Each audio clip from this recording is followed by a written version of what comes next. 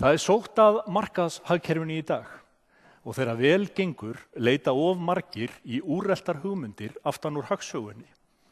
Og ég ger engan ágreining við fólk það að við deilum skiptingu stækkandi þjóðarköku. En við megum aldrei trúa því að framfarir verði af sjálfu sér. Auðlegð þjóðarinnar byggir á ákvörðunum og það frumskylda okkar að finna leiðir til að tryggja hag allra. Ég ætla að segja ykkur lítið leyndarmál. Verðmætin verða ekki til í endalausum starfshópum, nefndum og vinnuhópum hins opinbera. Verðmætin verða ekki heldur til í eftirlitssiðnanum og gjaldeyriseftirliti Seðlabanka Íslands. Og verðmætin verða ekki heldur til í sívaxandi regluverki ríkis og sveitarfélaga þar sem meira og minna allt bannað nema það sé sérstaklega leyft. Verðmætin verða fyrst og fremst til í atvinnulífinu, hjá atorkusumu fólki sem leggur tíma sinn, hugmyndir og verðmæti til þess að skapa eitthvað nýtt, hjá fyrirtækjum sem taka áhættu þegar við sköpum skilyrði fyrir einkaframtakið til að blómstra.